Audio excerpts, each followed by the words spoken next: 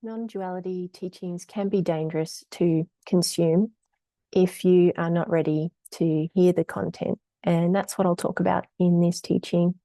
So if you have an underlying mental health condition that is not stabilized, then you find an awakening teaching talking about what reality is, or that there's no person here, or that you're actually alone, then it can be very destabilizing if you don't already have that psychological stability. So awakening works best for people that have already some established psychological stability. And then the awakening process and the teachings, the non-duality teachings, help to destabilize that illusory separate self. So many of the teachings are designed to be destabilizing. And so it does require a certain amount of psychological and emotional stability to be able to handle how triggering they are. So the problem is that we have the information age now where all of this content is readily available publicly. And so before, when we were seekers and we were monks and we were following this path of chasing enlightenment, we would go away. And the way I understood how it used to work is that you would work closely with your teacher, particularly in certain traditions, and then they would only reveal what you were working on and give you an inquiry relevant to what you were working on at that time. You wouldn't get to hear about all of the more advanced teachings. You would only know about what you were working on. And so it was a good match for where you're at on the path.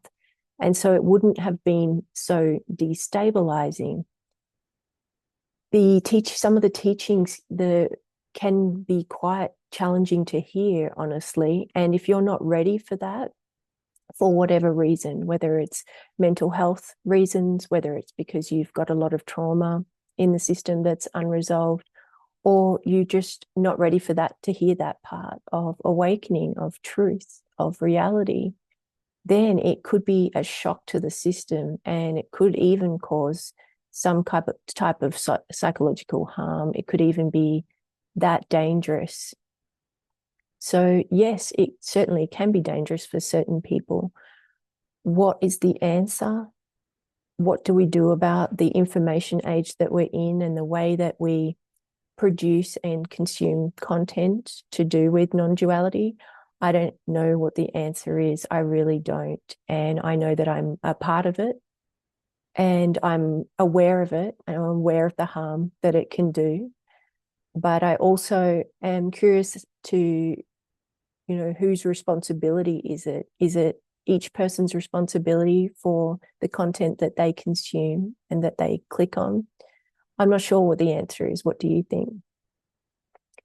So now, so far, I've covered if you've got a serious mental health condition where you are quite unstable, then these non-duality teachings may be too much for you. It's highly likely. It's not to say that you'll never be able to listen to them, but it's saying get some type of assistance to get some level of stability first, and then you will be able to watch the teachings and it won't be too destabilizing.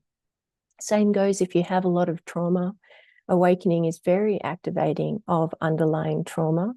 And so if that hasn't been healed, then these teachings might be too triggering for you. To hear that you don't exist as a separate person might trigger some trauma from when you were a child and felt very dissociated and felt like you didn't exist or that you were invisible. And all of that trauma can come up in the system and be too much to handle for some people. And so, again, I would suggest go and get some help with the trauma, and get on top of that a little bit, and then come back to the non-duality teachings, and they'll be less triggering.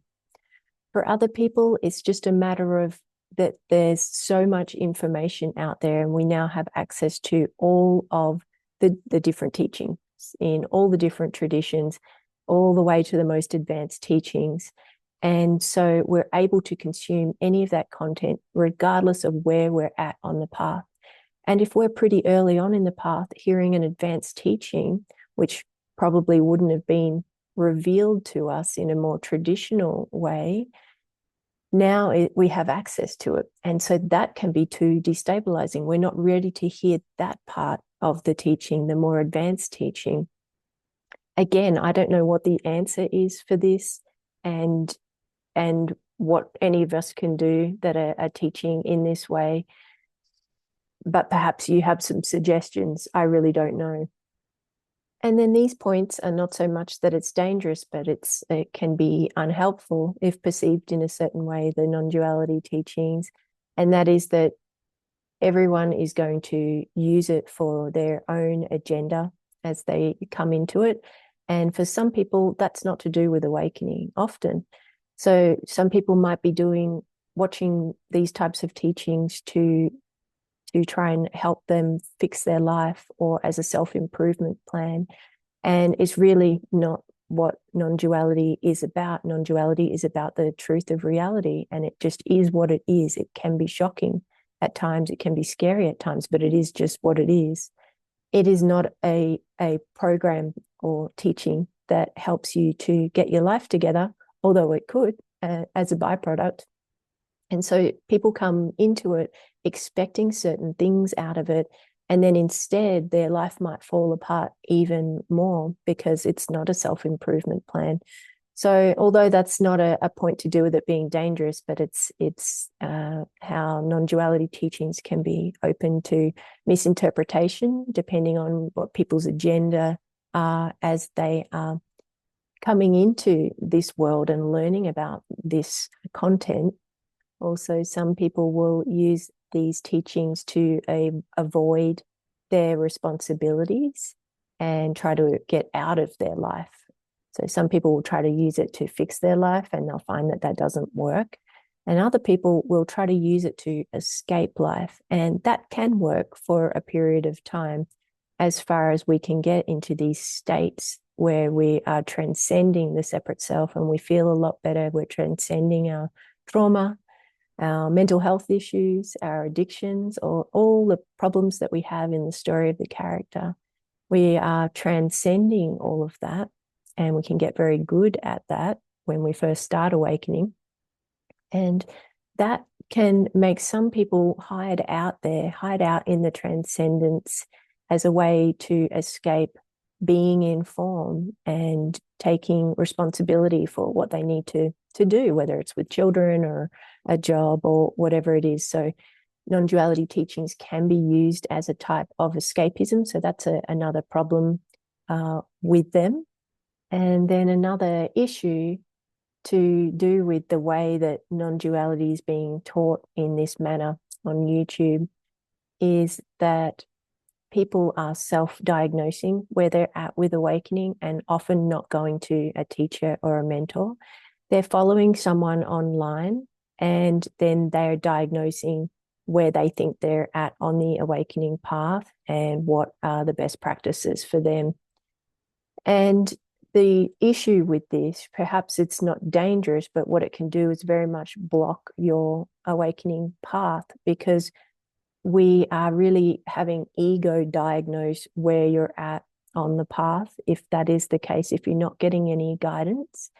And ego is tricky in its nature. It is not willing to let go without a fight. And so it will do what it can. The conditioning, it's not really a thing, but that conditioning of ego will manipulate and do what it can to keep you asleep. So if it had an agenda, that's what it would be, to try and trick you to not follow an authentic awakening path.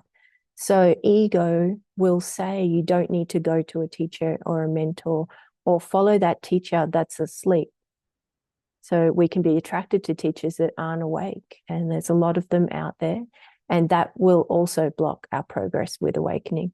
So if we are not holding ourselves accountable for the awakening path that we're on by checking in with someone from time to time, we can easily be misled by these teachings.